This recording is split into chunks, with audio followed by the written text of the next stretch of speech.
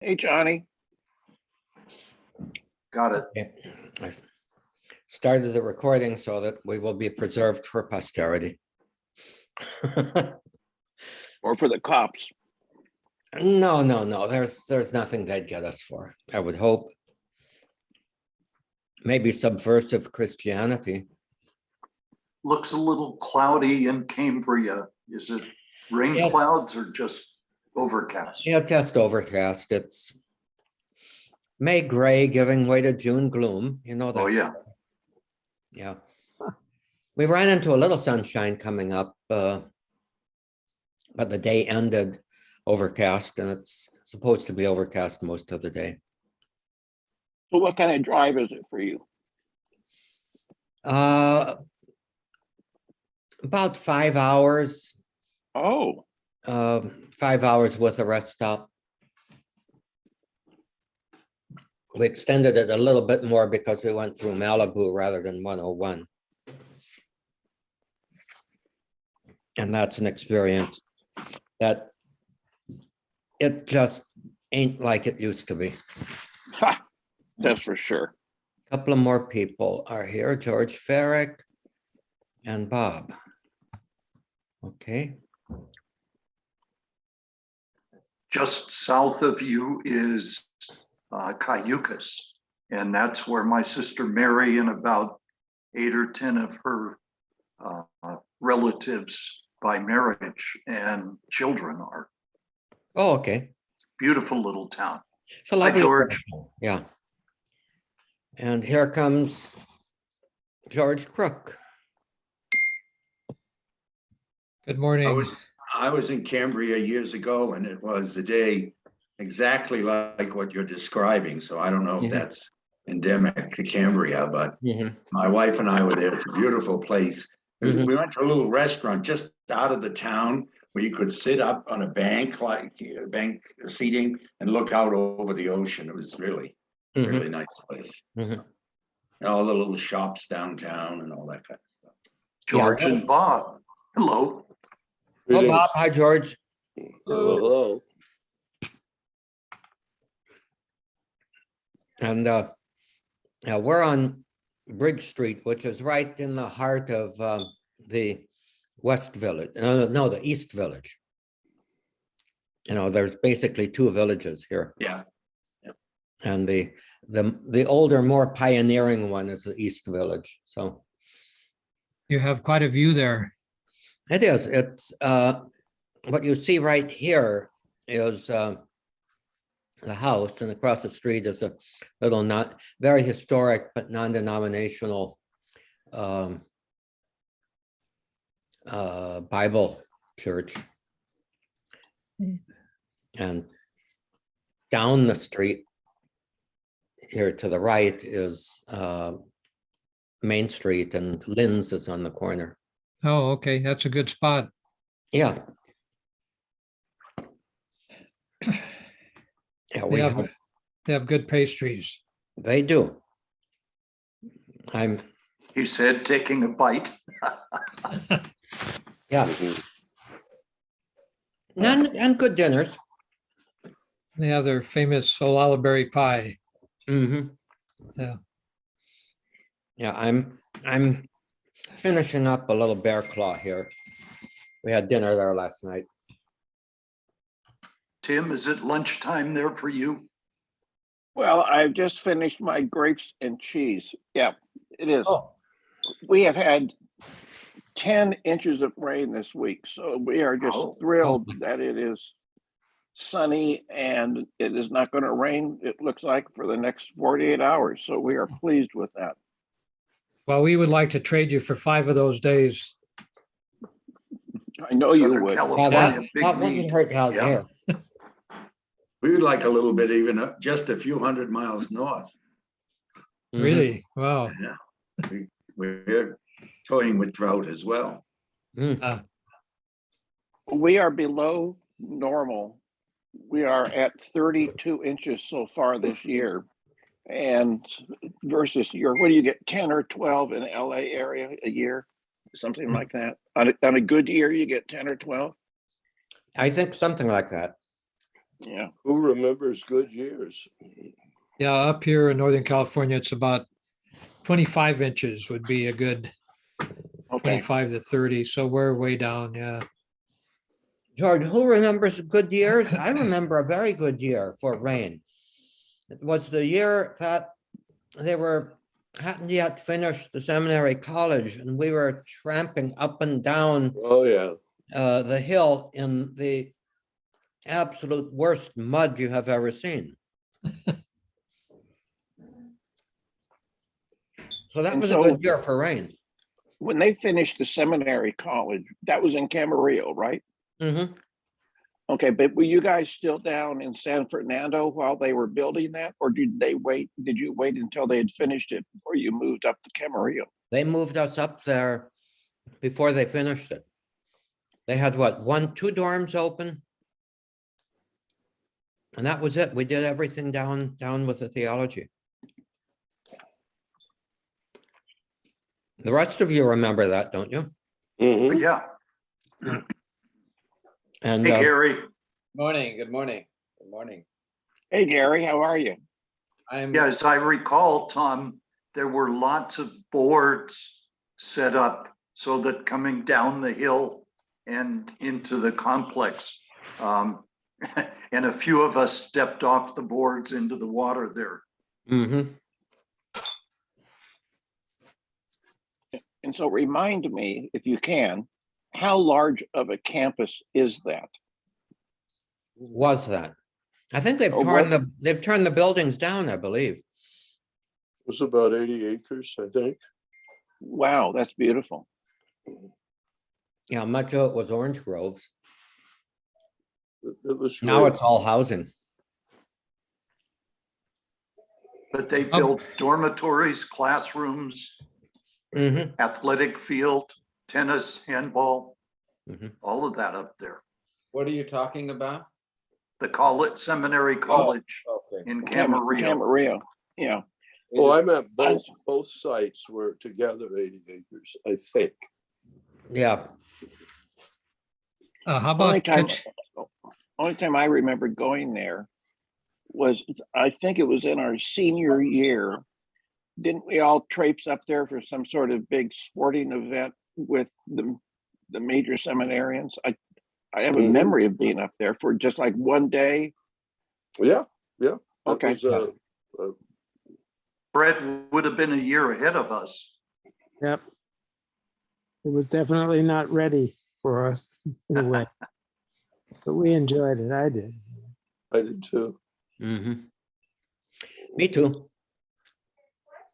Every We should- time Father Keneally got near a microphone, he would praise us for our extraordinary heroism in walking up and down a hill.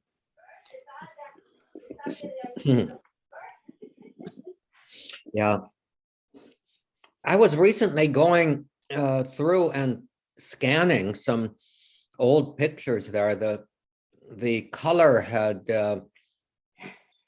deteriorated on them, so I scanned them as black and white, and they brought back quite a few memories. When I get that finished, I'll share that with you all.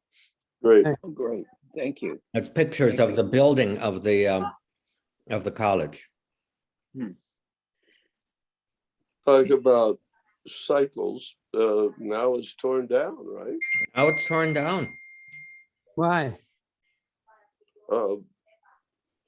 Lack of vocations, and Mahoney decided to sell it for housing development. Mhm. Was Hawk still the, No, oh, he had left. His time. Hawks departed within weeks after Mahoney came. As I Well- recall, George, it's only the library that's left now of the college. Didn't I they don't keep know. the library, Tom? That's what I heard. I haven't been up there in ages. But you haven't. I was going to ask you that. Yeah, now that I we're hear all s- here, I wonder if we could catch up on like you, Frank, and your retirement event, and Gary, your fishing in Montana, and Fred, how Sue is Let Frank Yeah. go. And George, how your test went, if you want to share anything on that. There's a lot to catch up on, not to mention news about shootings and politics and the NRA and Nancy all Pelosi, kinds of, Dory Corleone, yeah, Corleone. Robert Basha, and all that. Yeah, so why don't we catch up on all this stuff? Frank Let's goes. start. That sounds good. Why don't we pray first? Oh, well. Yes. Anybody have a prayer? No. Hail Mary. Name, name of the Father and the Son and the Holy Spirit. Amen. Hail Mary, full of grace, the Lord is with thee. Blessed art you Oh, among blessed- women, blessed is the fruit and fruit of thy womb, Jesus. of Jesus. Holy Mary, Holy Mother of Mother God, of God, pray for us pray sinners. for us sinners. Now, God is now of our death. Amen. Before Dear we, Lord And Jesus, Holy dear Lord Mama, Jesus, untie all of our knots that the world has got itself into. good, Amen. good, good, good. yes. is there good news about Ned Severo? I don't know. I talked Is to there- him yesterday. He didn't mention a thing about not being here.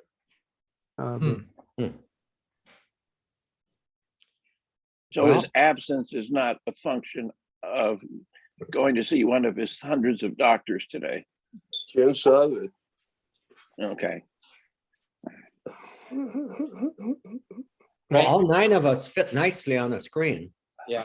We do. Yeah, we don't need a night. Careful now. Yeah. Well, I suggest Frank start with the Yeah. catch-up. Yeah, But Frank. I'm just wondering whether there's anything biblical about the number 9. It's not a 4, or it's not a 7, or it's not a 12. It's an 8. Something obscure, I'm sure we'll find. Well, I'm just, my final day here is the 11th. Well, I have a wedding in the afternoon on Sunday. So This I'm very tomorrow? close to- This Sunday, weekend. yeah. Okay. So I'm really going crazy. I just had to go down to where my home is because a dear friend died and I had to do her funeral. Then I had to come back here. Hmm. So it's, packing up and closing up and all that kind of thing. So, but other than that, it's okay. We had a nice party. I could have got along without it, but it was very nice. And it was interesting because one of the things I heard most was people enjoyed it because it was almost the first time in 2 years they had a chance to get together and the weather was so good they could be outside. So a lot of reconnections were made. And then one of the young rabbis came, which I was really touched by because it was Shabbat. It wasn't quite over. It was Saturday night. And he spoke and it was just beautiful, just wonderful. So, What was his message? well, it was, for instance, he was very fond of me because the people who go to his little synagogue for Shabbat go by my house, the rectory, all the time. And I often go out and greet them. Shabbat, some of them are my friends now after 5 years. Shabbat Shalom, and I get all sorts of different reactions, etc. And I've spoken about their devotion and, their respect for an ancient tradition a number of times in public, and he's responded really well to that. So he talked a little bit about that. So. Great. Did you ever send that letter? Oh, yeah, I did. It was published in the bulletin last week. Thank you all for I made some changes to it, George and Tom. The thing is, I started off talking about the third church as the other. Although all the way through it, I didn't do that, but I did start out, and because of your comment, I've got to change that. So. Mhm. It was a lovely letter. Oh, it's wonderful. Yes. Really, yeah. It was Amen. So anyway, it's now I'm off more or less for the month of June, but except on weekends, I'm going to help out in South Boston where I was for 5 months before I came here, which is very interesting. It's the kind of the traditional Irish neighborhood of the city, and it's really almost within walking distance of downtown. And But so half the people there are like me. You know, their parents came from Ireland, they're around my age. A lot of them have moved out because they paid, 40 years ago, they paid 35,000 for their 3-decker and they sold it for 900,000. Uh-huh. And the other half are millennials. It's a favorite spot for young millennials that they come and live, and number of them live in an apartment, and there's a bus that within 10 minutes takes them right downtown to where they work and everything. So Mhm. it's a really interesting place. So I'm kind of happy to go back there, and I won't be alone. There are 2 priests, the pastor and the associate pastor. And then there's a priest who teaches at BC. Fred, I don't know if you know Liam Bergen. Oh, yeah. Yeah, well, Liam teaches Wonderful. theology. Liam and I are good friends because we came when I was there before. So he lives there and teaches theology at Boston College. So Hmm. Liam was the rector of the Irish College in Rome for Both many are years. Basil. Wonderful, Pat. Yeah, so I'm looking forward to it. But you'll be living in your own home. Well, I have a room. I have, a sitting room, study, and a bedroom and a bath there. Oh, okay. Yeah, so I said to my daughter, I never thought about this really, but you know what? I have a house now at the beach, and I have an apartment in Boston. When I walked into the room, I'd lived there before, of course, I knew it. And I looked instantly and I said, they don't know who's moving in here. It's a big television and a small desk. So. That's perfect. Are you going to be, Frank, will you be, are you going to take a regular duty on mass on the weekends? Yeah, yes. And then probably help out with occasional funerals and things, because they have like 150 funerals a year there. Yeah. So I have, if I have 20 a year here, I'm, That's 3 funerals a week. 150 a year. That's 3 a week. Yeah. That's right. My Lord. George, it never used to, even at St. Vincent's, it didn't used to be, it was not unusual to have a couple of weddings, a couple of funerals and a wedding in one day, or vice versa. Tom, you experienced the same thing. Oh, yeah. That would be not unusual in a rather larger parish. In some smaller parishes, it's different, but. The pastor also was a Benedictine, so he's got hospitality. Liam one night, Fred came in, he'd said the 4 o'clock mass on a Saturday, and the cook comes that night. And he'd signed in, but 2 of his students showed up. So he said to the pastor, I'm sorry, Bob, I can't come because I signed in, but I gotta, they're young students, I need to take them to dinner. And the pastor said, well, Liam, we got plenty of food, have them join us here. So it's that kind of openness in terms of. That's wonderful. One day I was in there and there was this man named John Sullivan talking. The cardinal was there that night because he comes, because he's only 10 minutes away. And on occasion he comes for dinner when he knows we have a cook. And so he was talking one day and there was this man with him, and it turned out the guy was born in South Boston, came for a special event, and his name was John Sullivan, and he turned out he was Mike Pompeo's first deputy. Oh. But he wasn't a MAGA type. He came up through the bureaucracy. He's now the US ambassador to Russia. Oh, wow. Very interesting guy. He was appointed by Trump, but reappointed by Biden. So how would you like to have that job? Oh, Oh, From South Boston to Moscow. yeah. But you'll be able to take off when you want, won't you? Yeah. Because that's the one thing I always, COVID interfered with it, but one of the things I love about being retired is that if something comes up, you can say, you don't have to really check a schedule. You can simply say, put me down for it. I'll do whatever, I said to the pastor, Bob, what do you want me to do? And he said, Frank, what do you want to do? Yeah. That way you keep your finger in the ministerial. Yeah. Right? the old Irish saying, it's better to wear out than to rust. I guess. Yeah. I don't know. Frank, were I don't know you, about that. The Irish you- sayings probably aren't big among the Lombardis, Gary. I mean, sometimes it's just nice to do absolutely nothing. Yeah, that's true. I don't do that very often, but Yeah.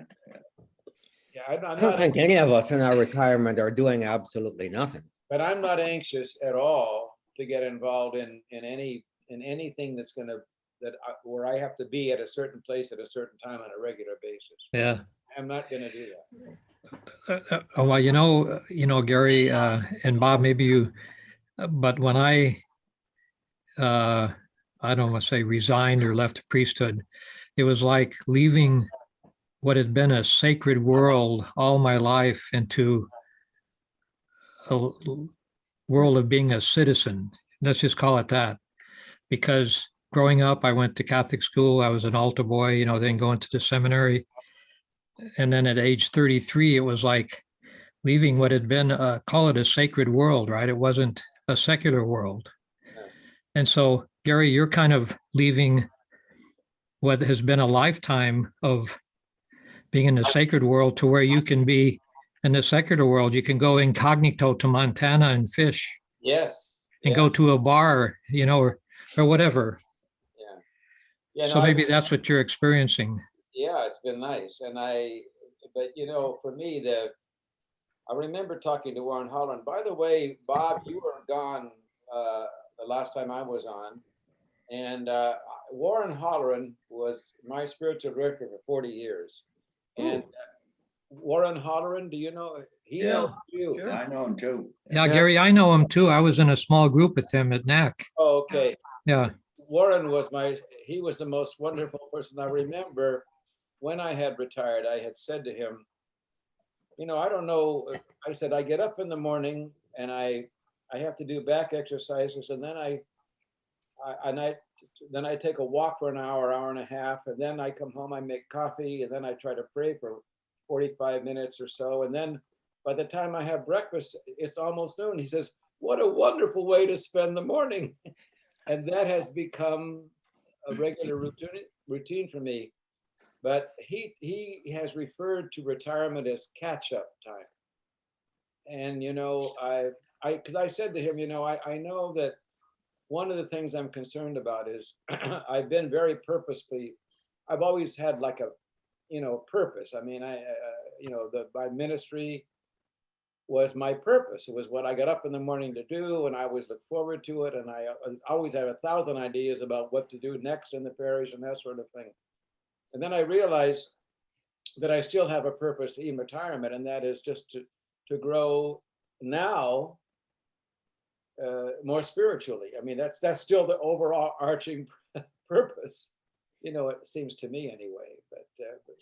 But I remember I had gone to see Warren and Bob and I, because he basically sleeps all the time. His body is just wearing out. He's not sick, but he sleeps like 20 some hours a day. And when I saw him, the friend of mine, Tony McGuire, said, we don't want to wake you up from your afternoon nap. He says, I take my afternoon nap in the morning, in the afternoon, in the evening, and all night, he says. But when I mentioned this group, he remembered Fred and you and Frank. And his mind is just as alert as ever. So I just wanted to say that. Are you talking about Holleran? Warren Holleran, yes. Yeah, is he still alive? I thought he had died. No, he's 94, and he's no longer able to function. I mean, because he sleeps almost all the time. His body has just gotten very tired. Oh, His mind is still bright, but he sleeps, and then when he wakes up, he's up for 10 minutes, and then he goes back to sleep again. So he's just kind of gently fading away. oh my, yeah. There's a church in New York, maybe you've heard of it, called the Church of Heavenly Rest. Have you heard of that? Oh, There really is one. that's And he's he's kind of in the portico of it. Yeah. Well, I think that's what's going to happen is he's Yeah. just going to go to Yeah. sleep and one Yeah. day he just won't wake up. But wouldn't we all, I mean, that would be a wonderful way to go. Sure. Gary, could you send his mailing address? I'd like to send him a card. Yeah, I have it. If you could do that. Yeah. I have it. I will. I will. Okay. Well, I have a question for Frank. When you were in South Boston the first time, was that during the Louise Hicks days and, the unpleasantness about integration? No, it was years. That happened in the 70s, George. And Yeah. I was in South Boston for only 5 months when I came back to ministry in 2017. Oh, I thought you had been there. There was a priest there who left for vacation, so they kind of parked me there until they found out what to do with me. So then they found this parish, which had been a little bit off the rails because it had a lot of things. So I told the people that, given my background, that the new pastor applied and was chosen to be pastor here. But in my case, they forced me to love you because they assigned me here. And they looked up, and given my background, they didn't quite know what to do with me. And given your history, they didn't know quite what to do with you. So voila, they put it together. So I was only there 5 months. I was supposed to be there 3 months. It was temporary till they found out, where to assign me. Have you found, now maybe you already talked about this before and I missed the session, but have you found that having been married really influenced and affected your ministry, your priesthood? I think to some extent, but I think I always get asked that.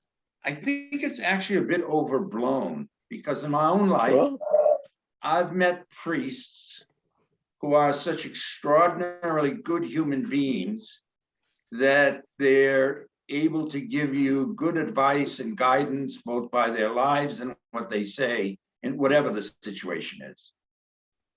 So I'm not on the box, campaigning against celibacy or anything like that. I think the option, is a reasonable way to go. But I think, for instance, I don't think it's been well presented in any of my experience. Celibacy is also always what you give up. Doesn't recognize the fact that there are many people in life who decide that there's something they want to devote their lives to and want to do that completely and thoroughly. I mean, as simple as taking care of their aged parents. And but there is some sense in which it's helpful in terms of knowing when, with respect to children and that kind of thing, etc. But I mean, it's not this thing that the problem with it is that it's frequently put in terms of a comparison. Mhm. Comparison is not, because I know married men who are complete jerks. Yes. Oh, yeah. And I know celibate men who are incredible people. Yeah. And so, Years you know, ago, years ago, when I was in clergy education, we had one of our no-sir conventions was on celibacy. And I remember I was in a small group and someone was talking about we need to find out great role models, great celibate role models. And all of a sudden I piped up with, oh, I know Aunt Myrnie. I have some friends of mine in Ukiah. I'm going to be staying with them tomorrow night. I'm going up there for a 50th wedding anniversary. But Tom Thomas's mother's sister was Aunt Myrnie. She was a spinster all of her life until the very end of it, basically. She was married for a while. But she was all of those nieces and nephews, they absolutely loved her. She was a wonderful lady who just had time for all of these kids and all of her family. And, you know, she lived, it seemed to me, a full, enriching, happy life. She was, you know, I don't say that she was pious or saintly, but she just struck me as a good role model for, you know, for celibacy, if you want to put it that way, you know. But I don't think she, and I agree with you, Frank, she didn't spend her time saying, what have I given up? You know, her life was too rich, it just seems to me. Well, I think one of the things that we, you know, my memory of celibacy being presented, and when I was in the seminary, by the way, for a year, you know, in 2016, before I came back, 2015, 16, I had never heard anyone talk about celibacy. No. And then when they do talk about it, it's what, you know, the sacrifice you made, what you've given up. But they don't talk about it in terms of what it frees you to do and might free you to do, and how there are people in other parts of life who are not even consecrated people, if you will, who have been celibates for a larger purpose.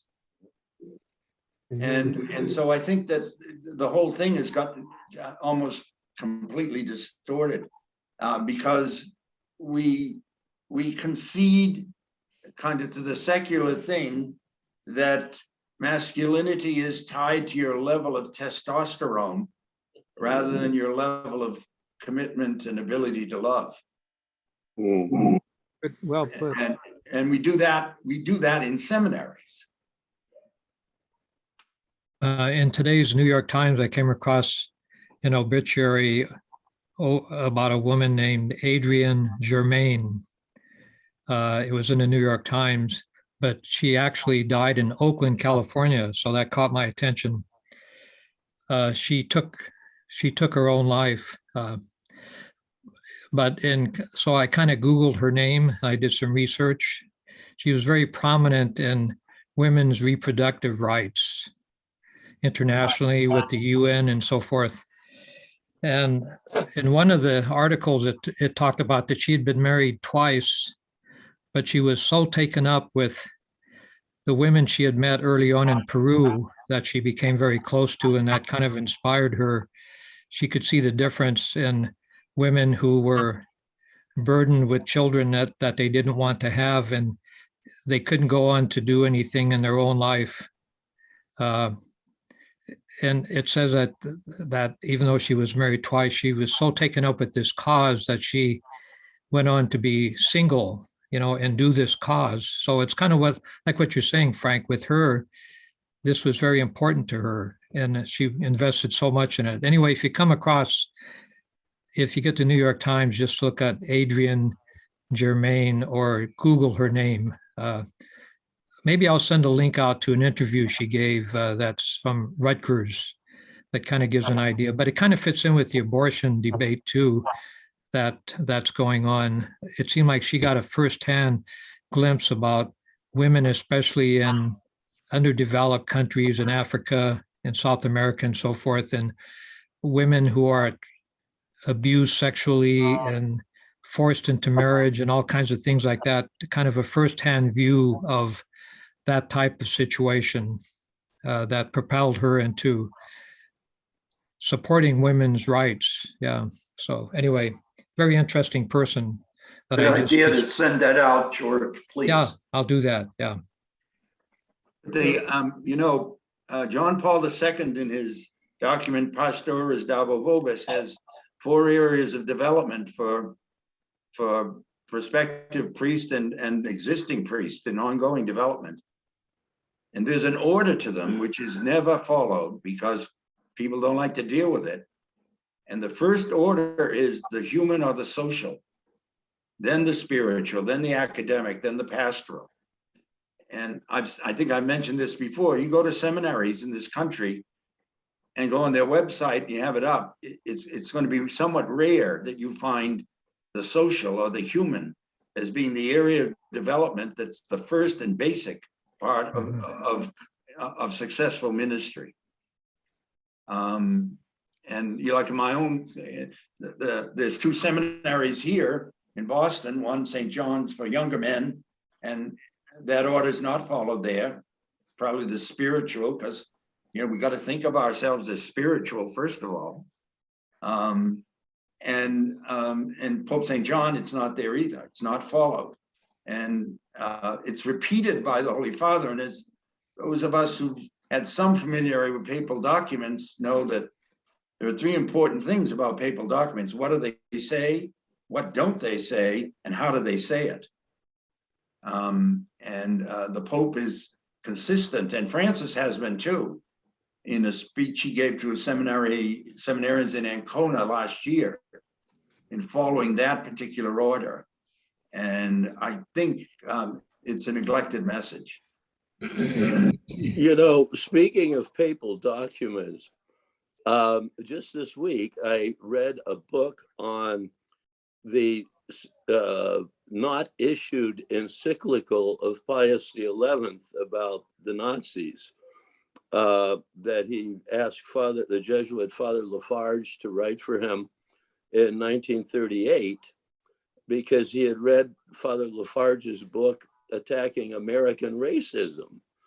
And Pius XI had actually read the book. And Lafarge is in Europe, and he gets a note delivered to his hotel, on Vatican stationery. The Holy Father would like you to present yourself at Castel Gandolfo, on date X at X time. And he does. And what am I doing here? He's never met the Pope. And they found a common language, French. And Pius told him, I want to give the Nazis a black eye. I want to issue a statement that they will, that will really knock them on their heels. And I want you to write the first draft. And Lafarge did. It took him a long time, but he did. And he was tricked, really, it appears, into handing it over to the Jesuit Superior General to give to the Pope. And the Jesuit Superior General was a Polish count who was anti-Semitic and never delivered the document to the Pope. Wow. Who was in terrible health and died. And he died asking, where's my encyclical? Lafarge dropped the ball, and he knew it. And he wrote the Pope a letter of apology, et cetera, but there just wasn't time. Pius was just fading away. And it's an amazing story. And as soon as Pius XII came in, he wrote Lafarge and one of his collaborators a letter and said, don't mention this. This is not a papal document. It's not to be construed as such. And there it went. Amazing. It was called Humani Generis. But Pius XI did write an encyclical critical of the Nazis. It was written in German, actually. Right. Brennan de Sorga. Yeah. And he was telling Lafarge, this will top that.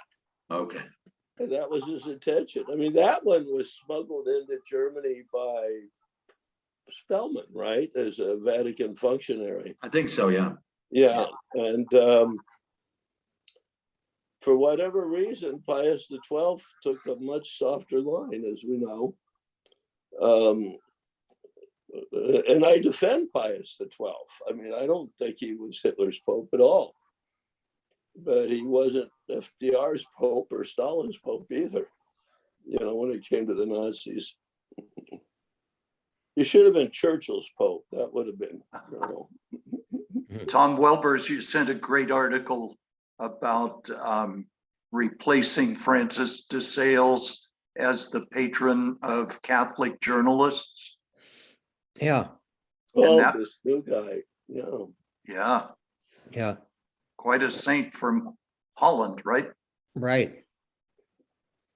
And I think the I haven't read the Pope's message for World Communication Day. I'm going to have to as soon as I can. But that that article, which I think is Mhm. probably going to appear in UCA, Union of Catholic Asian News. Because Prakash is an Indian writer on that, on that service. But, you know, I thought this emphasis on listening was fundamental to communication. Yes. You know, that's something that we just sorely need now. And related to that, there was that comment about synodality and Yeah. how frequently in the United States, it just, not even lip service, it's just Yeah. discounted. We're too busy listening. That's it. Well, too busy preaching. I mean, the whole synodality thing has been replaced by this emphasis on revival of Eucharistic adoration. It reminds me of E.M. Forrester's line, "Poor little talkative Christianity." You left out the part, the religion that always talks and never listens. Oh. Yeah. Hmm. I think that might be changing, but I hope so. Let's hope. Because it Yeah. certainly is the stance. Yeah. You know, one last thing about Pius XI just entered my mind. 2 years before, no, in 1937, Hitler came to Rome, and they were going to ink the Axis Pact between him and Mussolini. Right. Huge deal, swastikas all over the place, you know, occasion of state, just the visit of visits. And Pius XI went away. He removed himself to Castel Gandolfo. And the entire time this visit was taking place, the Vatican press mentioned it not once. And, you know, to the great insult of Hitler and Mussolini. So, and yet, there have been 5 saints in the 20th century, either canonized or up for canonization. And the only exception is Pius XI. So go figure.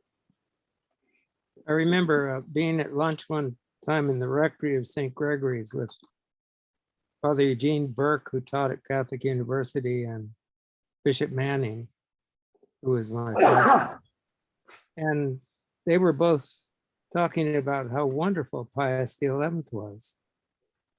And they never mentioned Pius XII, who was, you know, reigning. Then gloriously reigning. But they thought the world of him, of Pius XI.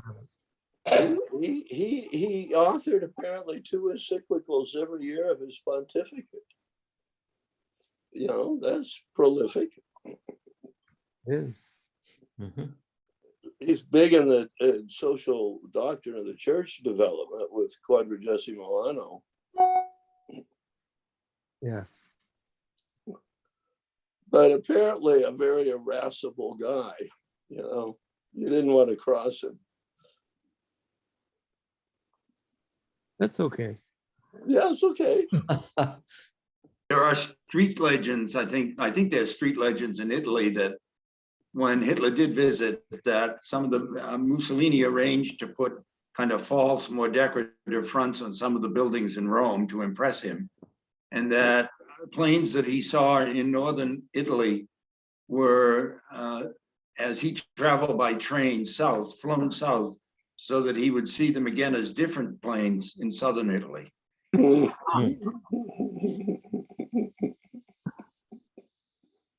Sounds like Vladimir and the Long Table. Yeah. What a pair those 2 guys were, Hitler and Mussolini. Any reflections on the shooting in Texas? That's kind of been foremost in my mind with the news and so forth. And just the image I got from listening to some of the news of this young fella going up to the back door of the school with his, what is it, AR-15, or I don't know what kind of automatic Got 2 weapon he had. weapons, I think. Yeah. And in essence, to tie it in with abortion, he committed like 20 abortions. If you take, killing those young children's lives,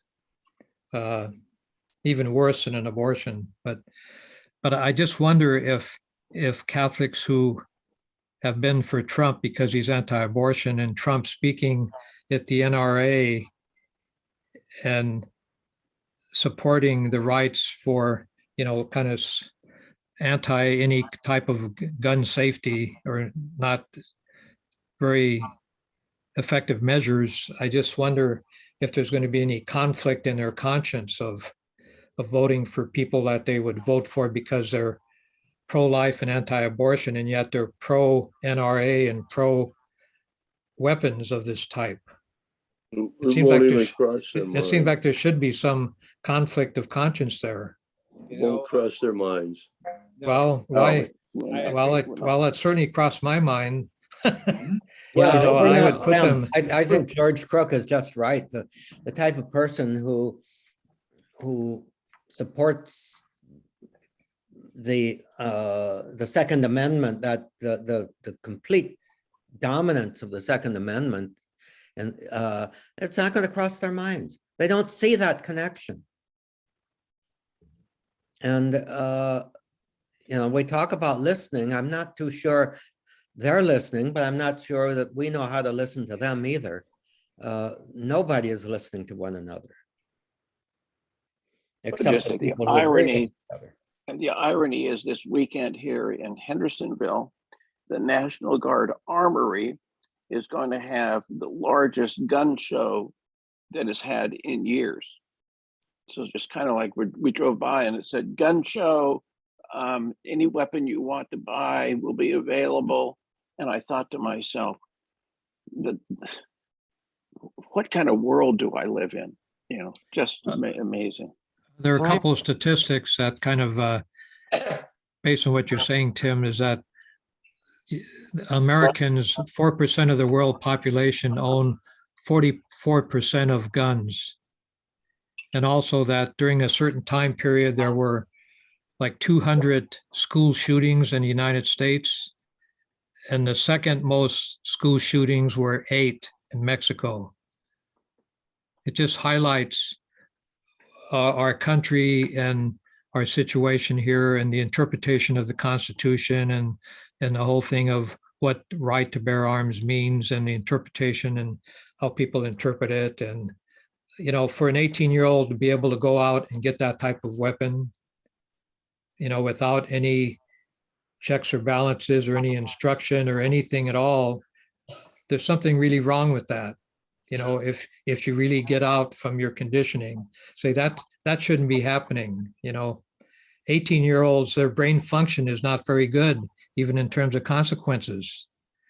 So here's this 18-year-old going and taking away the lives of the same number of children of his years of life. It just, when people focus on what's going on, it seemed like there's no moral or intellectual conversion, Fred, in my mind. These people are not intellectually converted or morally converted. They're just living off of some, and Tom, I kind of disagree. I think a lot of people are listening. There's so many different camps out there, but some people have come to some conclusions. You just don't listen, but you also think things through. And there's different ways of interpreting the Constitution. And the Supreme Court that we have are very originalists. They're kind of like the people that read the gospel without any historical criticism or any sense of historical context. I saw at one gun safety rally in Oakland a few years ago, there was a thing that said 18th century laws about 21st century weapons. It just said it right there.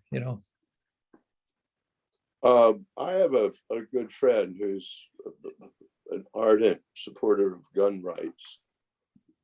And his background is, he was a sniper in Vietnam for the Marine Corps for longer than his 2 years. So to me, that says Operation Phoenix. After the war, after, nominally the war, etc. But his view is an armed society is a polite society. Oh, That if people are carrying weapons or could be carrying weapons, bad guys know that and they aren't gonna take a risk. And I remember there was a video sometime back, this guy pulled a weapon in a church in Texas and was going to start shooting it up. And there was a deacon or an usher or whatever he was standing on the other side of the church who was armed for this purpose, just in case. Then he whips out his pistol and drops the guy from, 50 yards away. Perfect shot, kills him on the spot. And the gun people say, see, the problem is defenselessness. If we just armed teachers, we'd be fine. And George Farrick's statistics speak totally against that, don't they, George Farrick?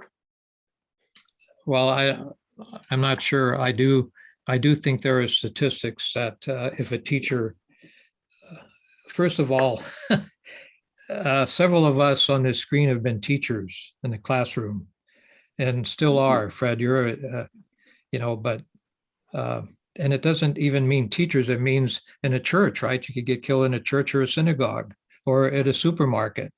The point is that these people are walking in with these assault rifles where the guy at the door just has a gun, probably the guy who is a security guy at the school in Uvalde didn't have an AR-15 or whatever. Apparently, and the stories about what happened there are still shady as of the last time I watched the news about how did he get past them and how did he get by him and so forth, and what kind of training did he have? I mean, do all the guards need to have assault weapons now? Do we have to be like in Spain when I was there in 1967 on vacation, seeing people in the streets with machine guns, guards? Is that what we're supposed to do? Because that's what the people who are going into these schools are going in there with, It's not just a right to guns, George, it's kind of what type of weapons. There's so many, guns. Well, Sure, I mean, that makes sense what you said, but there's, thank goodness the deacon was a good shot, Yeah, I wasn't advocating my own point of view. Yeah, I know. Yeah. But I mean, I don't own a gun. I wouldn't know what to do with it. Yeah, right. Yeah. I was thinking about, George, your Heather Cox Richardson. I read her thing this morning while I was waiting to get some blood work done. And she said, she was describing what happened. And she said, that argument, the only thing that's going to stop a man with a gun is another man with a gun. That's the kind of the gun right. That's one of their arguments. Mhm. She said that did not happen in that shooting. All those guys had guns and they didn't stop the guy, It didn't happen in Buffalo either, Gary. Yeah, no. But there's the other night on PBS, they were interviewing some guy who's done an awful lot of study of the NRA, and I wasn't paying the closest attention, but it seems to me that what he was saying was that over the years, the NRA has created a culture that is now bigger than the NRA. The NRA itself is no longer a very, I mean, it's influential in terms of the money that it gives to politicians, but it doesn't, if the NRA went away, the culture would still be there. And they've created, it's like a Frankenstein, they've created the monster. Mm-hmm. No longer. And so last night they were interviewing a New York Times columnist, this is on PBS NewsHour, who said that he was talking to some, I forget what senator, I don't know if it was from South Dakota or one of the Dakotas, who was a Republican, who said he said, what would happen if you voted for gun rights, gun control? He said, I'd lose my job. Yeah. They'll lose their job. Yeah, well, they're trying to change the wording to gun safety instead of gun control. Gun safety, even, safe measures are even voted down, just kind of common sense things. Well, have any of you, so last year we spent 4 or 5 months in Texas, and Texas has a law that allows anybody who's 21 or older to carry a sidearm without a license or without any training. And so you go to In Walmart public. or you Open carry. in public, open carry. And so we stopped, we were coming back from Big Bend and heading to Louisiana, and we had read about this restaurant in this very small town near Del Rios, which is in the southern part. And we got to it was an outdoor restaurant, so we had our puppy, so that was good. And the big sign is, we carry arms, we're armed. If that makes you uncomfortable, don't come here. And so this young girl comes out, our waitress, and she's packing a sidearm like Tombstone, like Doc Holliday. And our first reaction was, shit, Jiminy Christmas. It took a while to absorb the fact that this woman was armed. And it reminded me, and in North Carolina, you can have a permit to carry, both concealed and not concealed. And so a couple of years ago, I was at Home Depot, walking around the halls at Home Depot, and there were these 2 ugly women walking around with big handguns on their waists, and I thought, am I afraid? But it was it was weird. It was unsettling for me, just seeing people packing, because you say that it brings peace and tranquility and safety. That ain't what we thought. We thought, what's gonna, I better make sure I give her a big tip or something. Second story Quick thinking. about caring is a dear friend of mine in here. He's a Cursista with me. He is originally from Kentucky, northern Kentucky, right on the Ohio border. And they have open carry laws in Kentucky.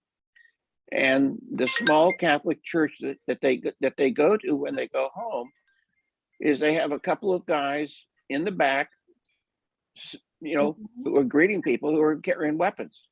They've got guns on their waist. And the whole idea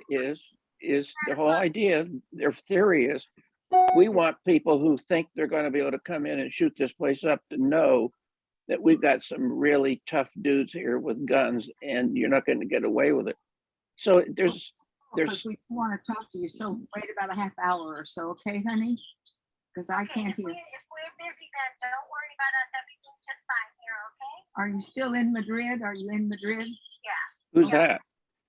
And Andres is finishing his papers? My Okay, daughter's love you. just Call calling back, from though. Spain. Okay. Oh, They're with my They're screaming out there. my son-in-law's mother, abuela. Bye, She needs a darling. lot of help right now, making appointments, and doing bank affairs and so forth. And so And forgive me, the kids are apart in Madrid, raising hell, I guess. I have a guest. This is Carol, and she wanted to introduce herself to you, the group. Wonderful. Carol. George, George Oh, Crook, you who know is- Carol. Yeah. I do. Hi, Carol. so Johnny, who is Carol? Carol is my wife, second marriage. We've been living apart, but she's helping me during this health crisis. Ah, For her. Great. My name is Carol Dion Grimmer, and Nice to I've meet been associated with Johnny since '87, April the 24th. Well, that was officially '87, and like he says, we've been up and down and over and out, but I've heard so many things about you and I've watched you sometimes, you know, in the desert. And I know George Krug by voice. I know Ed Shavira. And I've had the privilege of knowing Louis Del Castillo a long time ago. And so I think, I know. You admire these people, don't you? But we admire her for putting up with you. It wasn't easy, you know, but it has good sides, you know. And so I think you will experience today phenomena. Excuse my French. I'm French, so I hope I'm saying it right. Anyways, I haven't seen his sister. Like I said, I was an in-law, but I was really an outlaw because he has a big family from his first wife. And so they have been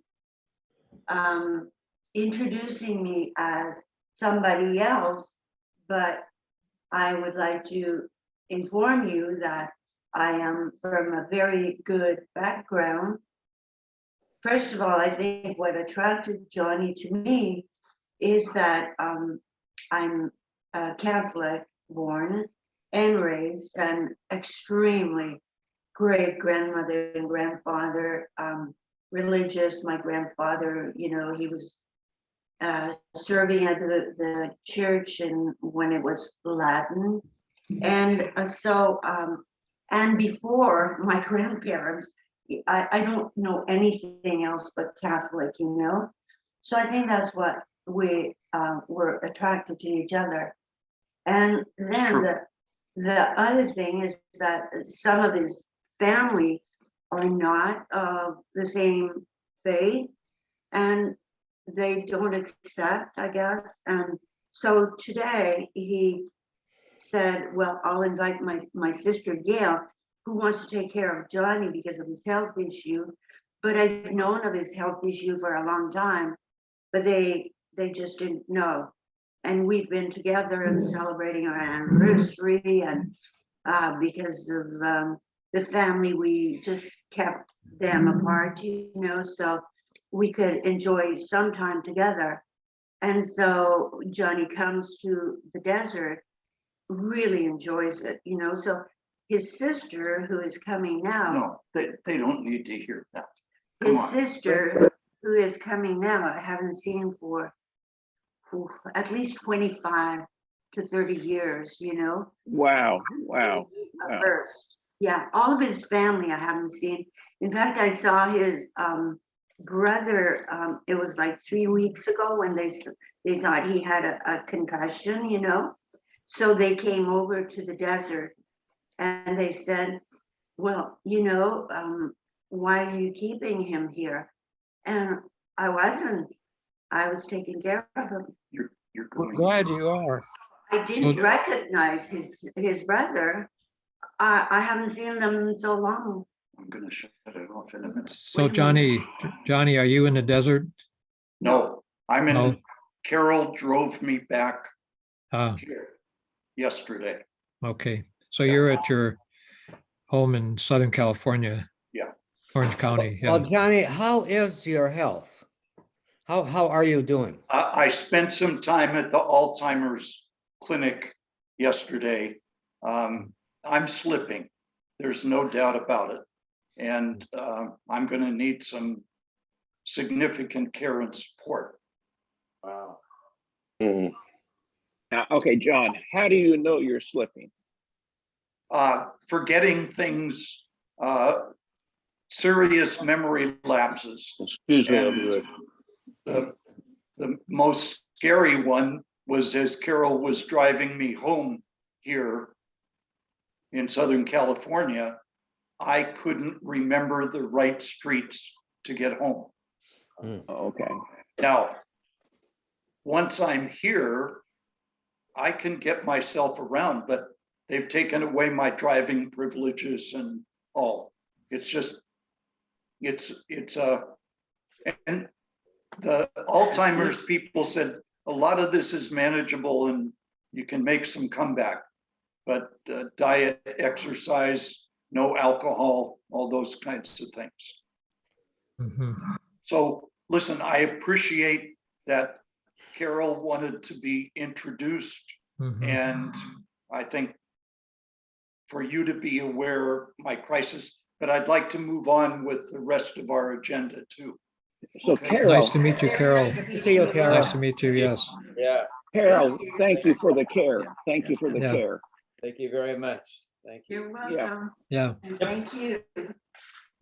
I'm gonna plug in the headset.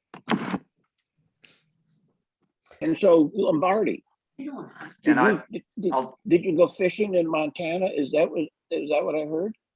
Was that what? You went fishing in Montana? Yeah, last week I left, well, a week ago, the I'd like to 15th. hear We flew there to Billings and fished the Bighorn River for 4 days and caught What? I'd like to hear it. if you don't caught a mind. lot of big fish. I mean, they're very big. I caught a 23-inch trout. A couple of those. Whoa.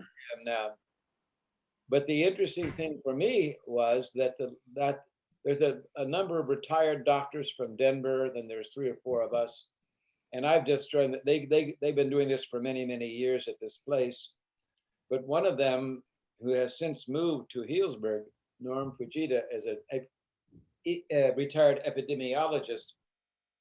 On Thursday morning, as we were kind of putting our waders on and getting ready for the last day of fishing, he announced that he had just tested positive for COVID.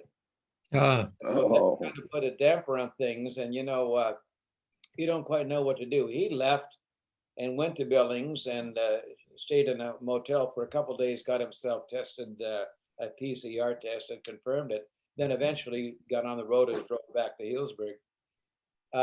But we came home. I didn't quite know what to do. I've been dealing with allergies, but it's kind of weird, and I'd already tested myself once to make sure it was just allergies. And then, so Sunday morning I tested negative, and then Tuesday morning I tested negative again. And I figured that's, it's been over a week now. I've been feeling fine. So yeah. that was Good, a little, good. it's just a different, I think with COVID now, it's not so much that you're going to, get seriously ill. It's just the inconvenience of it all, because I had a funeral yesterday, and and there are other things that I'm doing. So, but it was just a little, other than that, we had a good time. So, good. good for you. Someone once said, I'm not a fisherman, Gary, but I heard it said that if we all concentrated on the important things, there'd be a shortage of fishing poles. Another Irish saying, huh? No, I don't know if it was Irish. The interesting thing about the gun thing that troubles me a little bit is I've seen statements from the National Conference of Catholic Bishops, my own Archbishop, who's pretty good actually, and they're all tepid. Only Bishop Flores, I think, of Corpus Christi made anything that had any bite in it. Mhm. And it seems, this, I think we've got a idolatry of guns in our culture. Oh, yes. And, in the scriptures this past week, like on last Sunday, it said, well, you don't have to be circumcised, but these are the things that you have to adhere to in order to be followers of Christ. And they were all around, eating food that's offered to the idols, or all of that kind of thing. And it seems to me that there's no speaking out against them, other than that, they do such terrible destruction, and we have a spike. But there's an actual idolatry of guns in the culture of this country. Mhm. And I don't know how we really kind of get it. I mean, I heard the story about Emmett Till's mother, who Yeah. insisted that Yeah. his casket be open Yeah. so that people could see what happened to him. You can't open these children are shredded. Yeah. And so I was actually heartened a little bit when the Bishop of Buffalo was seen bending over and placing flowers and saying prayers at one of those roadside things outside the supermarket in Buffalo, which is a very strong message. But where is the leadership of the Catholic Church in the United States saying anything about this other than pray for them? It's a version of thoughts and prayers, which is actually denuded prayers of any meaning whatsoever. Mhm. And I find this terribly disturbing. Yeah, I second that. You know, I it do too. is again, I know a gun person. But they, the whole myth of the frontier in this country, from the original 13 colonies pushing west into Ohio, etc., there was always a gun on the hearth. You might need it for the Indians or whatever. And we grew up in that cowboy is a real man as a cowboy. Yeah. Yeah, and it's so ingrained Heather into. Cox Richardson is writing about today in her column. Precisely that, George. Say it again, Gary. Heather Cox Richardson, George. Oh, put she us says that. That's exactly what she's writing about. Just what you're saying. That Yeah, whole myth it's of the lone cowboy business. Yeah. yeah. I mean, the settlers moving west, and then the frontier. The Wyoming, etc. Those states. Oh, excuse me. It's a sacred object. I mean, I don't. Was that get- Fred? Oh, I was gonna wonder whether Charlton Heston received the Second Amendment on Sinai. Oh, Well, yeah, but what about Tim? I've never seen anybody pack a gun, and I don't know if what you're describing happened 20 years ago or not. Have people That been was last packing year. guns when I last just year. been in the wrong state? Or is this something more current that people are visibly packing guns? And if so, to me, that's a deterioration of our society. Well, it's really, no, it's not ancient news. It's very contemporary, and it's becoming more and more prevalent. No matter where you go around here, and we were down in, I was down in South Carolina 2 or 3 days this week, and there must be in Greenville, which is a very large town, a couple 100,000 people. You've got these shops all over that are saying, we can give you the concealed weapon permits, come in. It's a 4-hour class. We'll give you the permits and we'll sell you the guns. And no, it's everywhere. It's absolutely everywhere. I was kind of shocked when my wife heard somebody say, oh yeah, you can go into Walmart. In the back, they have a whole wall of guns and rifles that you can buy. I've never been in a store like that, the equivalent of Walmart where they did that. But in this particular place, you could go into Walmart. That's like going into Costco or going into, Target and going to the gun department. It just kind of fits in with what you're saying, Frank. It just seems like it's spiraled out of control. But these capabilities of these, shooters who just don't have the old-fashioned 6-gun, but they can, in 1 minute, discharge so many bullets. It's way beyond just self-defense, it seems to me, or hunting. Yeah, I agree with that. And I think another dimension of it, and I think this is Heather Richardson, some of this is there. My growing sense is the NRA for a long time was helping people to know how to deal with guns, Right. how they handle them. It was intended for education, but they were talking about hunting guns, and maybe sport guns and that sort of thing. And then they flipped over into really selling them, because it became a big financial sort of thing. So that's one element that strikes me as at play. The other element is that I think there is a movement within our country to take control. And so that whole thing of whatever Scalia, got into saying, no, militias are what the Constitution is really all about. That anybody can, we need militias, and anybody that wants to start one can have one. And I think that's what's happening. So you have these gun toters going around and forming these groups and, educating people, and they want greater and greater guns.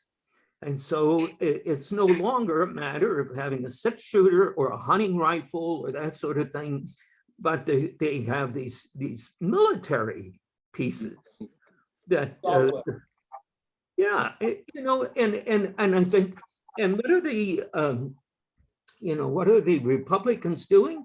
Oh no, this is Second Amendment. We need militias. Anybody can have their own militia. And I think we're in deep trouble with that sort of thing. And I think I read Richardson. I'm reading her pretty much every day as well, because she really traces history, which I think is wonderful. And it brings you up to where things are today. And I think her essay today, she in effect said, we're in deep, deep trouble as a nation. That's, so, and then what are our bishops doing? I think, they're canon lawyers, most of them. That's what they seem to get. And they have been sold into the abortion thing, and that's the only issue that counts. They're an ineffective group. The denial of their ability to write decent documents that they did in the 80s, and then all of a sudden that was cut off. So they're not putting out anything that's really substantive. Every bishop is a bishop on their own. They want to do what they want to do. They're not part of a team, which is very interesting because I think, John Paul, he had all the bishops in Poland behind him, because he said we have to be one in our stance to fight the communists. Our bishops don't have that, I don't know why. I don't know why. It sounds like they've become like Southern Baptists, reading, reading the report on the Southern Baptists, so that they're all kind of, there's no central group, right? Yes. There's no central body. Yeah. Is that what you're saying, Bob? It's kind I of similar? think it's the same thing. It's the same thing. The USCCB has no control over the bishops. That's my sense. This is what happened with Sean Winters was saying how Cordileone, has done an end around the other bishops. They debated about whether or not to talk about politicians and receiving communion, and then here he issues this thing against Nancy Pelosi. And thereby he's increased the polarization of the church and among the bishops as well. Well, and he's had 7 or 8 of them come out and endorse him. Yeah, Is that right? The usual, Yeah, usual suspects, George. right, That's true. That's The usual idiot in suspects. Denver and right. the pendejo in Texas, Strickland. No, Yeah. man. Well, if they had to take a vote, probably the majority of bishops would support him. I don't Don't you think think? so, George. No, you don't think so? Okay. Well, I agree with you, George, because they took a vote as to whether or not they would write that document on the Eucharist. And it was something like 150 to 63. Yeah, that's what I thought too. Yeah. Is that the ratio of Democrats and Republicans to Democrats too, among the bishops? And so It probably is. There, Fred, use the word another way. There is no ratio among the bishops. There's no ratio among the bishops. Good pun. I love it. I'm going to keep that one. I've been going to this Marin speaker series out here every year. We have about 8 speakers during the year. The Oh, is COVID, that at Dominican College or? no, it's at the Marin Civic Center. Well, it's Oh. probably at different places. The one I go, when a speaker comes out, he speaks at 4 different places. Twice in Marin, and then one in on the peninsula, one maybe in the Oakland area, could be there. But anyway, they had Thomas Friedman, you know, the Yeah. Yeah. columnist, and he talked about Promethean moments, that there are certain moments that are just huge moments. And he talked about the Industrial Revolution, the technological revolution, and he says that we are now in a Promethean moment in our own country. I mean, and like what you're saying, I mean, this guy saying that, you know, the NRA, once it got co-opted, Bob, as you're saying, by, you know, it changed from being, and that's what Heather Cox Richards has written about. It changed from being it was going to help people use guns properly, you know, to what it's become now. It's created a culture that's beyond it. And that whole culture, Tim, you're experiencing that whole culture. And we're seeing it in the church. I mean, just what you're saying. I mean, that, you know, there were bishops who disagreed with John Paul II, to Francis or Benedict, but they're nothing like what we've seen now. It's a Promethean moment for all yeah. of us, I think, in both areas. Yeah, you're right. Yeah. It's kind of just unbelievable. George Crook, would you revisit the friendship that you have with the former sniper Marine? Are there many like him who have come back and are big gun supporters thanks to their military service? I don't know. I would think so. Yeah, But I well, don't know. yeah, well, Johnny, even the language you're using is confusing because you're talking about gun, you know, put the whole thing up on the board, you know, the wall from a little gun to a huge machine gun. That's what we're talking about. When you use the word gun, I think you have to be very specific. You know, there's one thing between having a handgun that I keep in my bedroom versus Good. a machine Then gun. I'll or, just say military style weapons. Yeah, right. Yeah. I just don't know, John. I mean, that's would a whole bet. different I story. would bet you know, but I don't know. And now after the shooting, Abbott will probably, they'll probably up the training and the requirements for these people that they have in the schools that are supposed to be safety officers, and they'll have to carry these assault weapons themselves. And the police departments, they'll be outgunned. You know what I mean?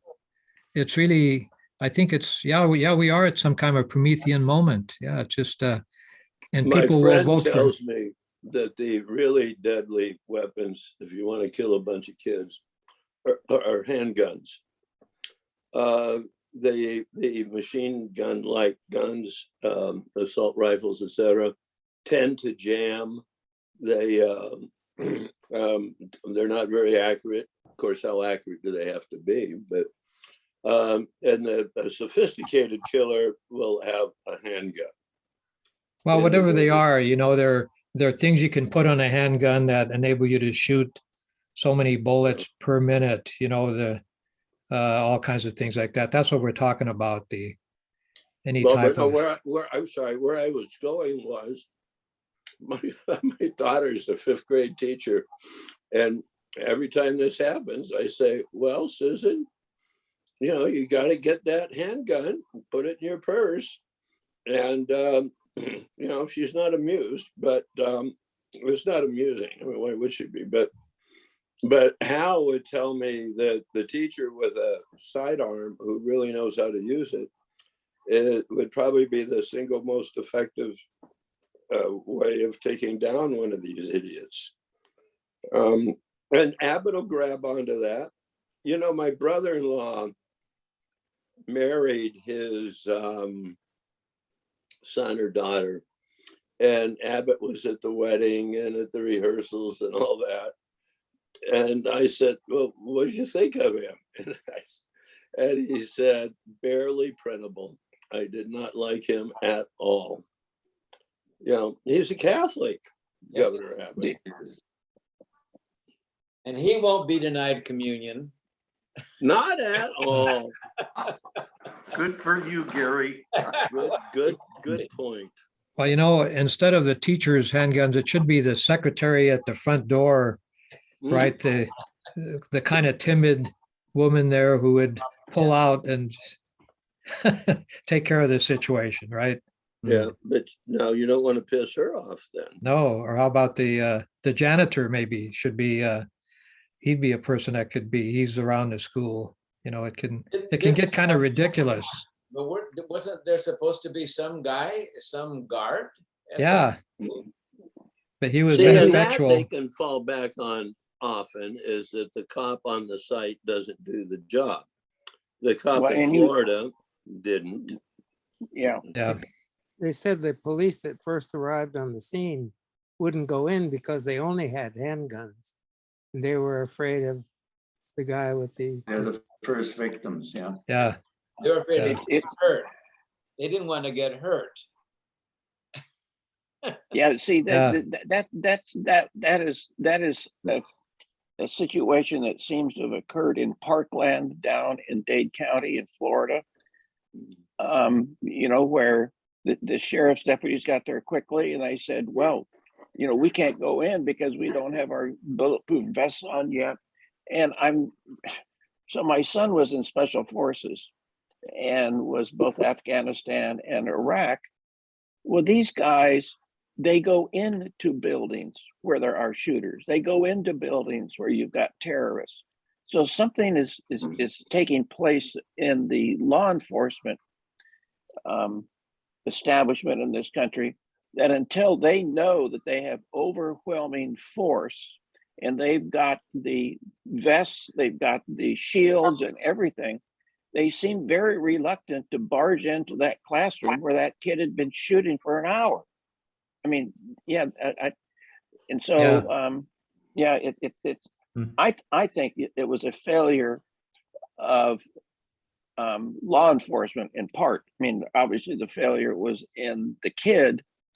I saw an interview with his mother this morning. I don't know if any of you saw that. Oh, I mean, wow. she lived here for 18 years, cannot speak English. That part amazes me.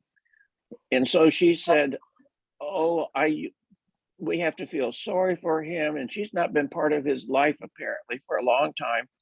And he's lived with his old grandmother. And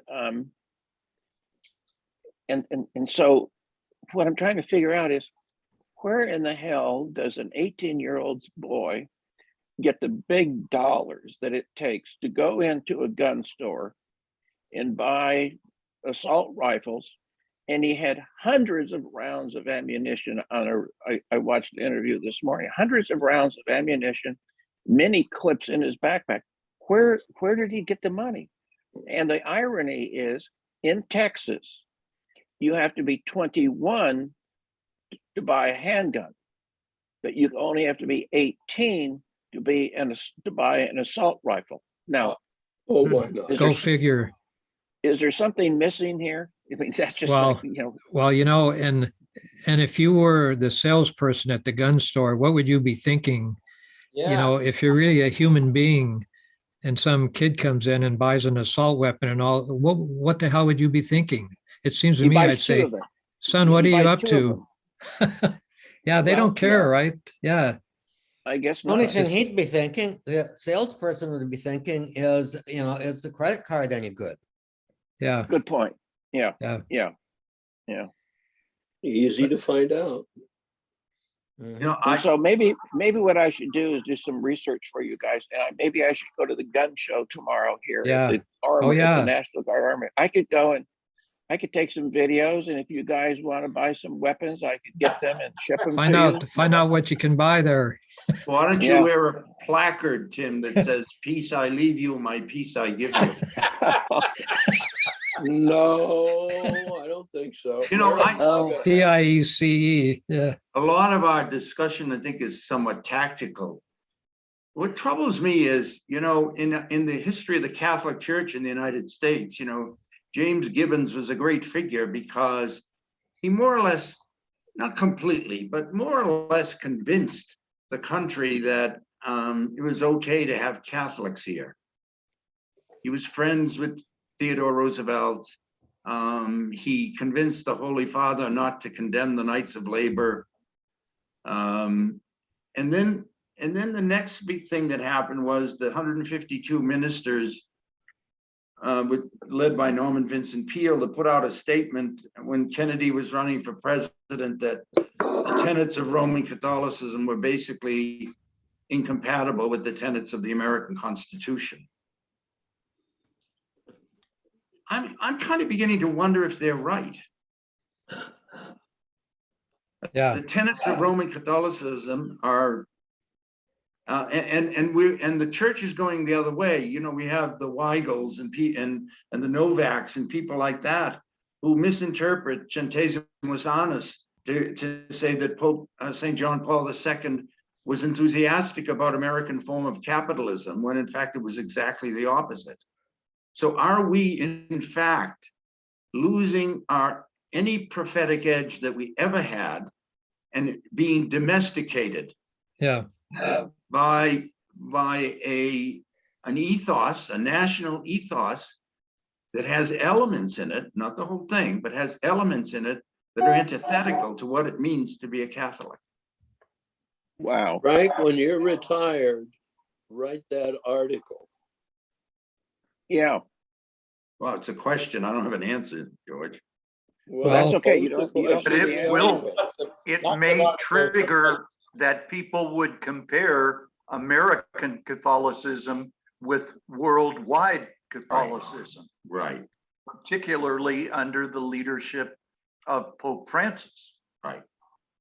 Well, let me Even, ask you, do you think that there is a distinctive brand of American Catholicism that is bound up by our political culture, that is constrained by it?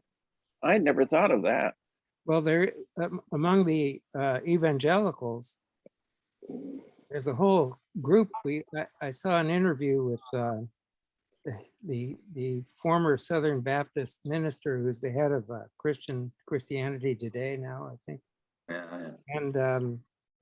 And who's the David Brooks. And they were Okay. talking about the fact that many evangelicals go to church less than one time a week, but they are considered all those people who are on the far right. And they call themselves evangelicals. I wonder if what Frank is describing is that we have a Catholic situation that's the same, but it hasn't been really spoken about or pointed out or protested against.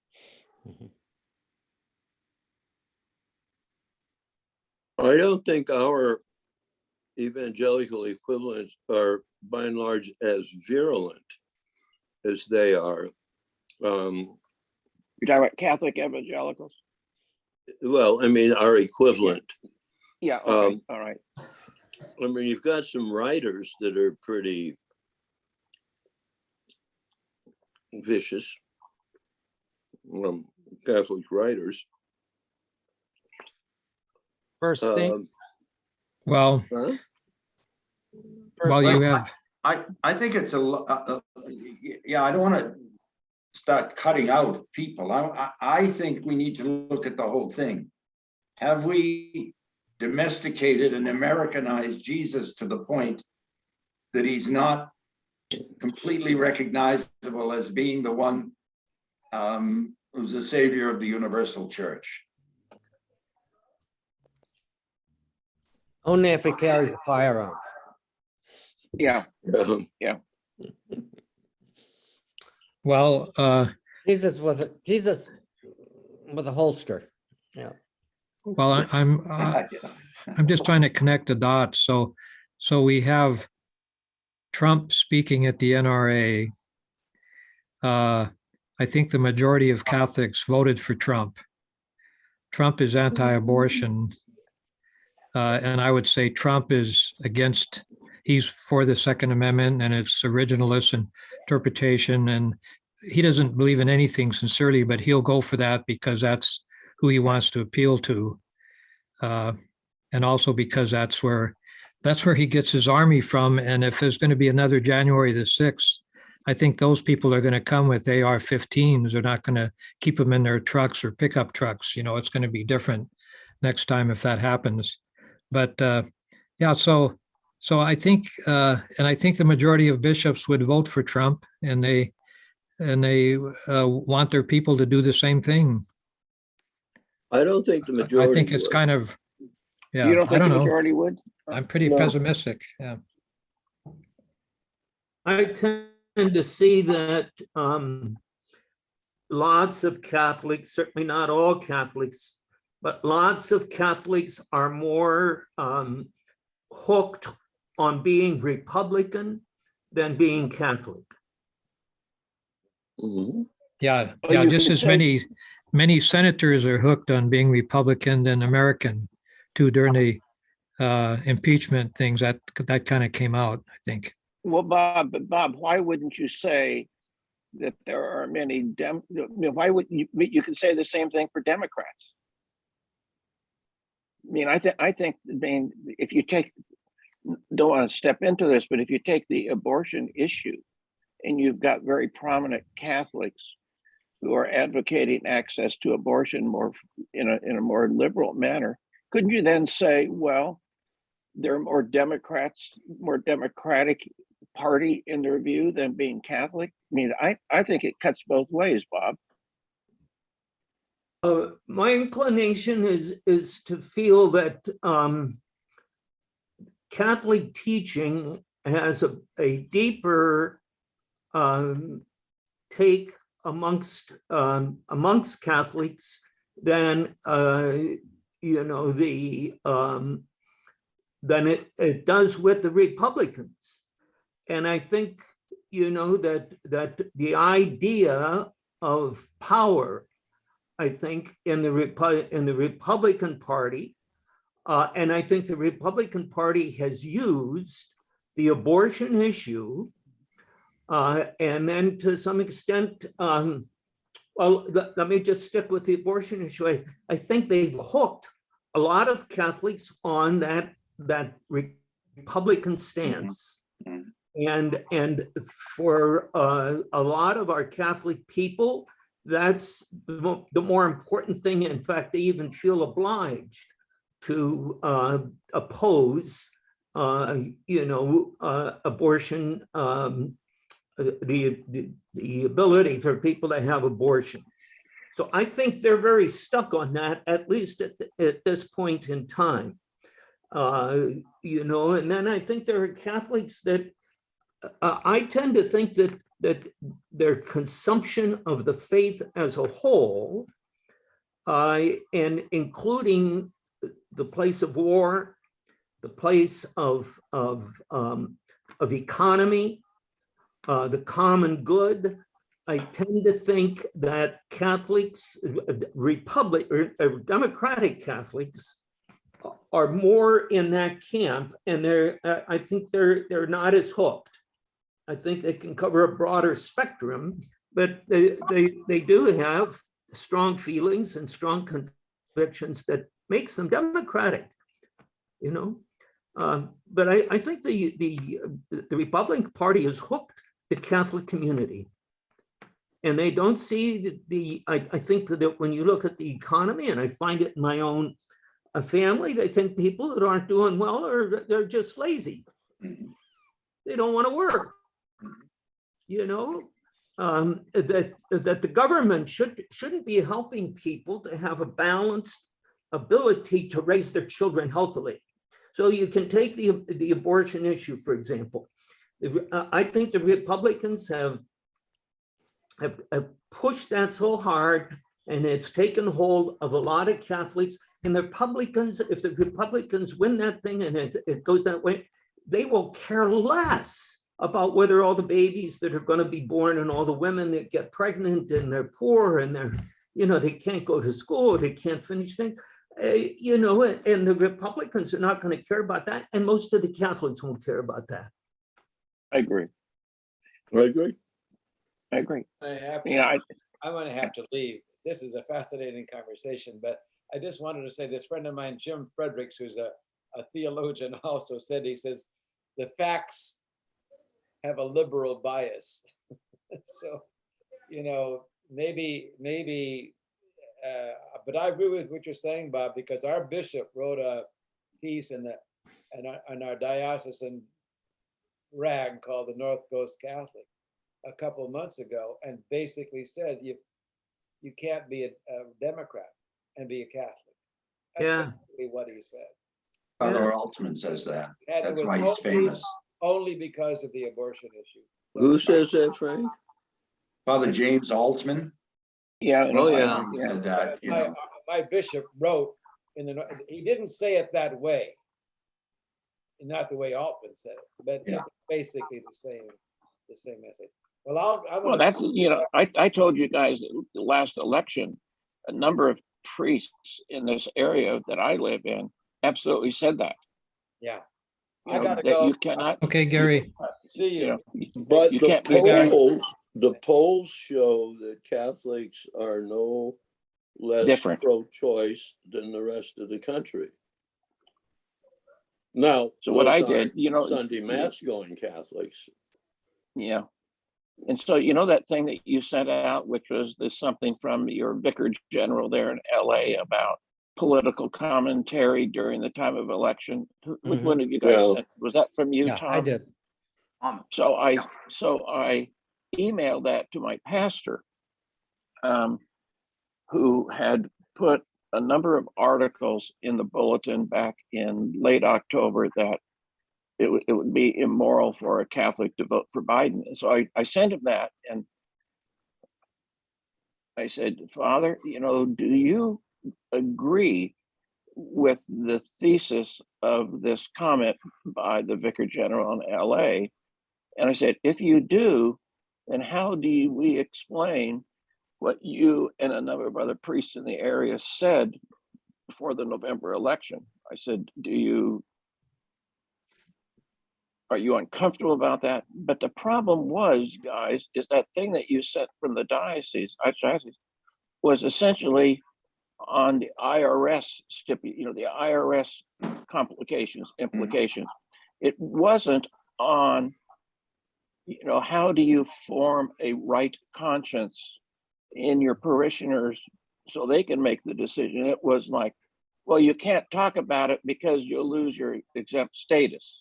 And so I thought it could have been a very differently worded, more spiritually directed kind of comment, other than, well, here's what the IRS says, so don't screw up. You know, don't lose your 501c3 kind of status. Yeah, well, the purpose of that letter was basically to repeat what the U.S. bishops have said regarding the possible loss of tax exempt status by electioneering. You know, where the limits are. You know, it was a purely canonical or a purely legal functioning document. It did not have the intention to be a pastoral reflection. I agree. You know, the lament is that our archbishop and most bishops do not have the moral wherewithal to actually issue a pastoral statement that has any kind of bite to it. Right. So all we do is, well, let's just be careful that we don't lose our tax exempt status. Why We did got your the same, we pastor got the say- same thing here, Tom, by the way. Yeah. We got the same thing here, and you're absolutely right. You know, why isn't there a separate statement advising priests as to, you know, what's acceptable in the pulpit, and telling them what kind of a person Jesus of Nazareth was, and that's the standard against which they make any of those kind of public statements. Well, Doesn't exist. Frank Daly, you've probably got a better bishop than any of us could ever imagine. And so why hasn't Sean done something like that? I mean, I don't he's know. got to be. I mean, I agree with you. I think Sean's a good bishop, and I have been very supportive and impressed by statements that he's put out on a whole raft of things in the past, and proud to read them to my people. But I don't know what's, you know, we did get that, and we did also, and we, you know, we just don't, they don't think like that. They don't think of, you know, that just, you know, be careful about the institution, and we're still in the protecting the institution, rather than kind of trying to form priests to say, or help them to understand, you know, what the interplay is between taking a partisan position in the pulpit and the fact that, you know, if Jesus of Nazareth was a partisan, he was partisan to people who were poor and needy and sick and outcasts in society. Yeah. Not, you know, it isn't that he didn't love us all, because, you know, I'm as middle class as anyone else, but he doesn't, he's not exclusively in love with middle class people. Jesus of Nazareth was not a middle class man. In Yeah. fact, there's supposed to be a preferential option for the poor. Right, Yeah. Is there right, not? right. I think the other thing is that the importance and I tend to think a priority sense, enabling people to live by their conscience is what we need to foster in people, and we don't tell them what their conscience is. So that anybody that gets up in the pulpit and says you can't vote for this one or that one is violating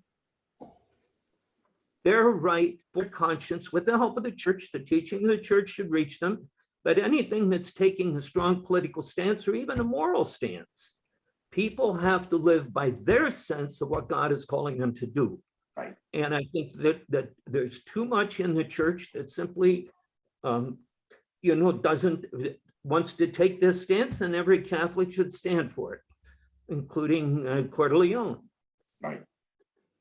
I think Bob, I think you're right on, and I think that's what's built in to the DNA of the synod viewpoint. Now, you know, you've done a presentation on this, but Pope Francis, in my reading, say of the Vade Mecum, the synod is not a town meeting.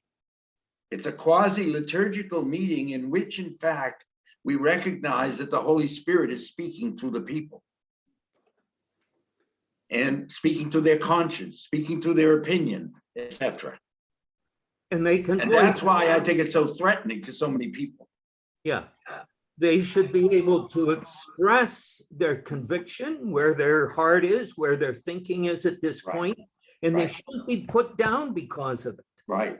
We need to respectfully listen to one another. Right. And when it comes to voting, they should feel perfectly free to act on what their heart, their mind, their soul, their spirit is recommending they vote. So any priest that attacks that is really degrading Catholic faith. And that importance of listening that Pope Francis is promoting. Good. Yeah. Problem is the people that we would most like the church to listen to through the synod process are so far removed from it, they couldn't care less about it. You know, let's say the working mother who cleans buildings and finds herself pregnant. She's not interested in some synod. I think that's Yeah. why the church has to go out intentionally and Right. preferentially to discover the people who will not come forth and listen to them. Well, I think, Fred, I'd be Yeah, interested in, I think the word synod itself is problematic because that millennials and other people will just, it's kind of a classical word, classicism. It's not a modern word that has to do with energy, process. It sounds like a thing, the synod. It's something that these other people do, you know, and it just doesn't sound something energizing. It's not Teilhard de Chardin type language, you know, process language. It's not energetic. So it's an unfortunate word, not that it's all in the semantics, but to me, it's escuchando, you know, it's getting together and, you know, something that would be more attractive. Yeah, I want to go there and speak out. Yeah, I want to go and have my 2 bits. But the Synod sounds like it's too official. You know, it's too, I don't know. I'm just Well, thinking about the connotations of the word. Well, it is, and you know, it's something that needs to be translated in the grassroots context. Yeah. It's fine as a, you know, from kind of an openness on high to do this, but you know, we have to find those synonyms that really work. You know, it's not just listening. It's not just giving somebody a forum to say what they want to, you know, finally I get my chance to tell them off. No, we got to get a little beyond that and have mutual listening and walking together. Yeah. You know, the walking together part is very necessary too. Where do we walk to? Where do we go? Well, that's got to be essentially part of, okay, listening to one another and coming to a conclusion that may not be the best. You know, it's Well, then you get to what you said, George, about the lady working in the hotel or the, you know, who you have to attract them. Why would they want to go walking along? You know, what's the Precisely. attraction? Precisely. Yeah, Yeah. and how do you convince Cal that, gee, the church thinks you have something to say and we want to hear it and then consider it and pray over it and deliberate. Who's going to believe that? Yeah, they feel disenfranchised, right? To begin with, Yeah, and not paid attention to. I Yeah. don't. the church hasn't done that already. There's no reason to trust.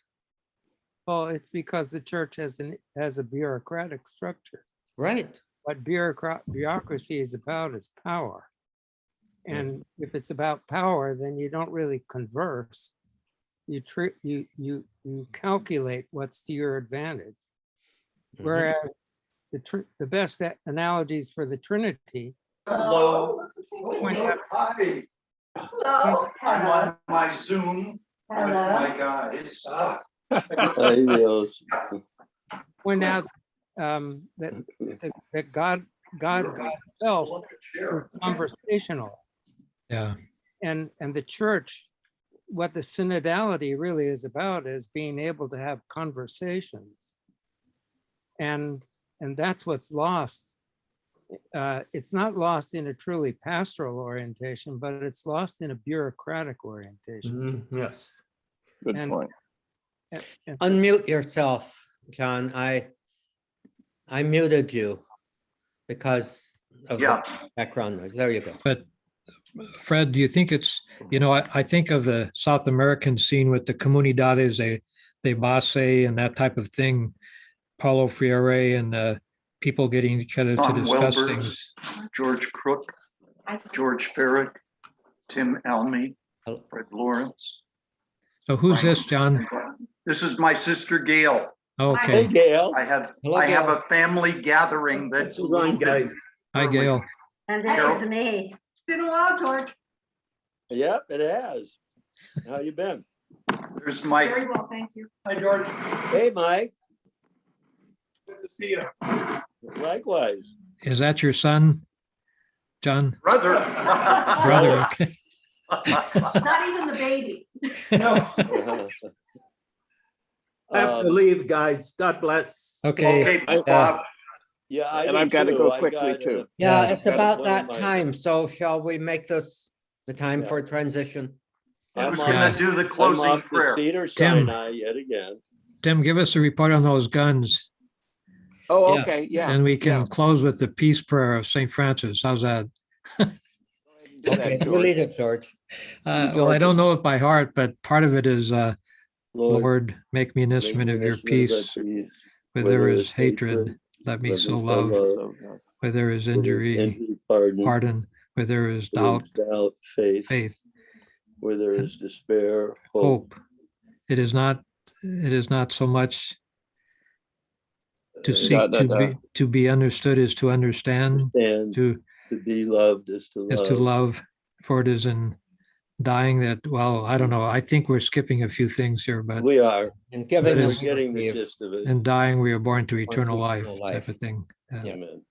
You Do know guys have a Francis didn't beautiful, write that? Good prayer, even if Francis didn't write it. Yeah, it was written by a Amen to that. 19th century French Huguenot. Like, go figure, why not? Maybe it was a Buddhist ripoff. goodbye, Well, guys. God Okay, bless you all. adios. Bye-bye. Bye.